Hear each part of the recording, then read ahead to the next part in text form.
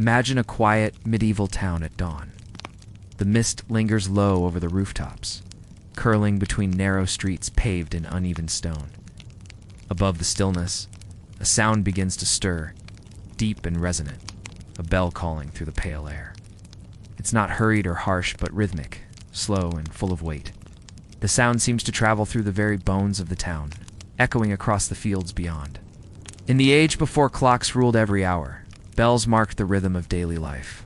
They summoned worshippers to prayer, signaled the start of market days, marked moments of joy and mourning alike. And behind every peal of sound stood the hands and the lives of those who made it possible, the bell ringers. In this calm exploration, we'll step into their world, the slow climb up the tower's worn steps, the tug of a thick rope coiled with use, the smell of candle wax and cold stone. We'll learn about the bell foundries that cast massive instruments of bronze, about lost towers and the acoustics that carried sound through medieval towns, and about the contrast between humble monks who told the hours and the bustling world their bells overlooked. So, as you settle in and let your breathing slow, imagine yourself among them. The steady rhythm of the ropes, the faint vibration of metal, the deep hum of time itself unfolding, one ring at a time. To imagine the life of a medieval bell ringer, begin at the base of a great church tower, cold stone rising above you, disappearing into shadow. The air smells faintly of soot, beeswax, and damp mortar. The bells themselves hang high above, unseen, but their presence is felt through the silence, waiting, immense, patient. The bell ringer's day began before most others. Bells marked the canonical hours, matins in the early dark, lauds at dawn, prime, terce, sext, and none through the day, and compline in the quiet evening. Each sound was a signal, for prayer, for labor, for rest. And so the bell ringers themselves lived not by the sun or the seasons, but by sound. They climbed narrow, spiraling staircases, steps worn smooth from generations of use, carrying with them small lanterns that cast trembling light.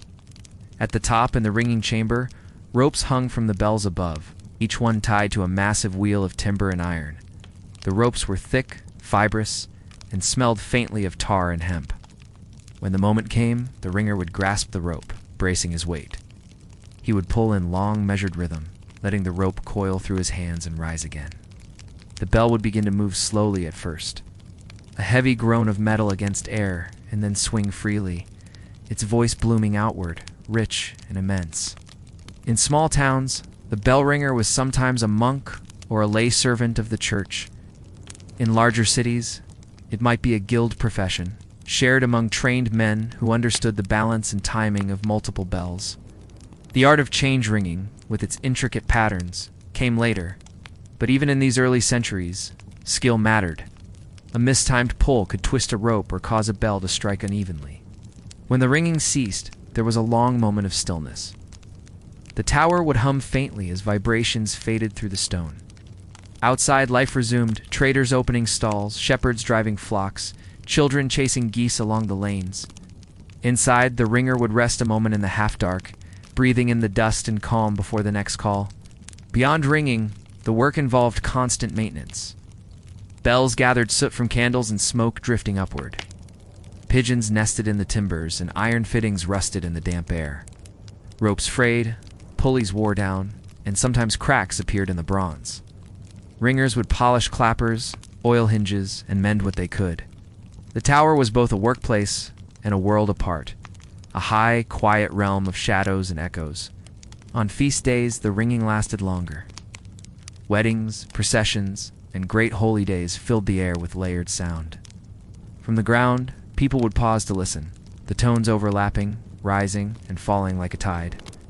Bells were voices of the sacred, and to the ringers, each tone was alive, carrying meaning far beyond its sound.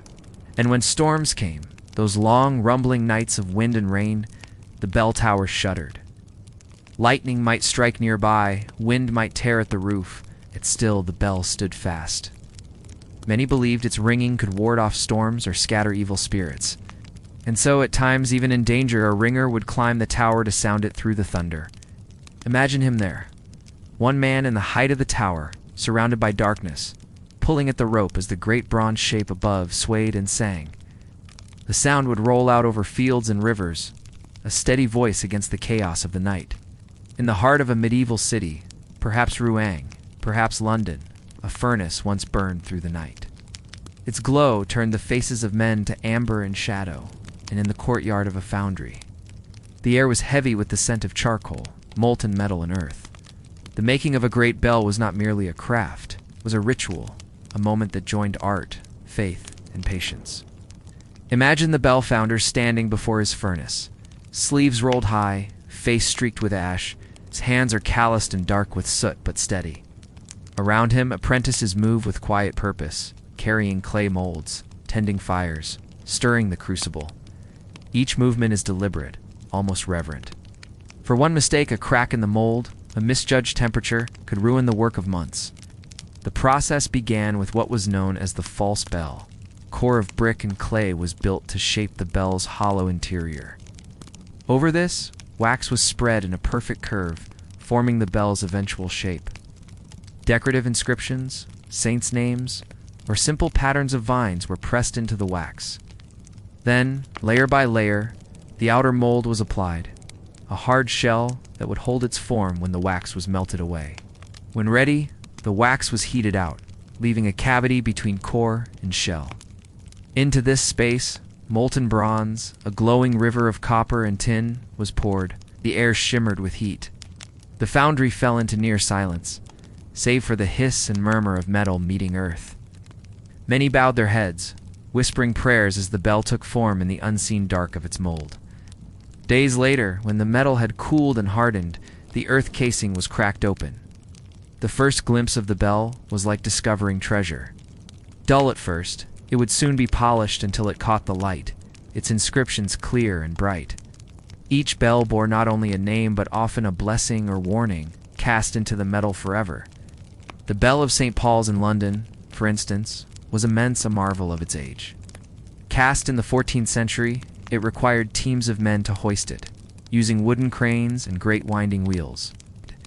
Its first tolls were said to echo clear across the Thames, rolling through the narrow lanes and out toward the countryside beyond. When a new bell was raised, it was a public event. Townspeople gathered in the square to watch as it was lifted by ropes and pulleys, rising slowly through the air, its bronze sides gleaming in the sun. It could take hours, even days, to set a bell safely in its tower. And once hung, there was often a blessing. Priests sprinkling holy water, singing hymns to sanctify the sound that would soon command the air. Yet for all the grandeur, each bell carried within it the memory of the men who shaped it. The bell founder's mark, a tiny symbol, perhaps a cross or a monogram, was often hidden somewhere on the inside rim. Few would ever see it, but it was there, a quiet signature in bronze. A moment of human pride in a work meant to serve the divine. Over centuries, some of these bells cracked, melted, or were recast. Wars took their toll. Many were stripped for cannon, their sound transformed into silence or violence. But others endured. It's the bells of Rouen, of Cologne, of Paris. Some still ring with the same tones heard hundreds of years ago. Their vibrations a thread linking the living to the long-dead artisans who gave them voice. And as the bell ringer in his tower pulled the rope centuries later, the sound that emerged was not just metal in motion. It was the echo of those nights in the foundry, the hum of the furnace, the patience of human hands shaping time itself. From this world of molten bronze and sacred purpose, let us climb once more, not into the living towers, but into those that are lost. The ruins, the silence, the places where bells once rang, but no longer do. There are towers across Europe now where no sound is heard. Their bells have long been taken down or fallen into ruin. Some stand roofless, open to the wind. Others lie beneath ivy and moss, their stones slowly returning to the earth. Yet if you pause and listen, it is easy to imagine the faint ghost of a sound, a single toll that lingers in the memory of the place. Archaeologists who study these ruins sometimes uncover small fragments, rusted clappers, rope weights, carved supports that once held timber beams. In some places, bells themselves have been unearthed, buried to protect them from invaders or melted down centuries ago. Their surfaces bear faint traces of inscriptions, half-erased by time, and yet the mystery is not only what was lost, but what was once heard. Medieval architects understood sound in ways both scientific and spiritual. Churches were designed to carry voices and bells alike, not just outward, but upward, toward heaven. Some cathedrals were shaped to let a bell's tone reverberate along the nave, rising and softening like a prayer. There were even subtle experiments in acoustics long before the term existed. In the churches of England and France, certain niches were constructed to amplify or dampen sound. Some towers were built with openings that faced specific directions, allowing the bell's tone to reach across valleys or over rivers. In a few rare cases, hidden markings inside the stonework appear to suggest intentional tuning, small adjustments made by masons or engineers. To change the way sound moved through the structure, whether these were deliberate or discovered by chance is not always clear, but they hint at an understanding of resonance that feels remarkably modern. Legends grew around certain bells and their sounds. Some are said to ring by themselves before disasters, to toll on the night before a king's death or a great storm. Others were believed to have voices that carried messages, or even to calm the restless dead. Though these stories drift into folklore, they reveal the deep reverence people had for sound itself as something both earthly and divine. Even in silence, a bell tower remains a kind of musical instrument, its stones remembering the vibrations that once passed through them. When modern restorers step into these spaces, they often describe a sense of stillness, unlike any other, as though the air itself is waiting for sound again. Imagine standing in one now, the stairs half crumbled, the walls cool beneath your hand. You look upward, and faint light filters through a broken arch. The echo of your own breath seems to linger longer than it should, as if caught in invisible reverberations of centuries past. In that quiet, you can almost hear what once was the slow, solemn call of time, measured not by clocks, but by tone. From these ruins of silence, we return to the living world below, to the contrast between those who lived in stillness and those surrounded by sound. Between the monks who tolled their bells in solitude and the busy towns they overlooked.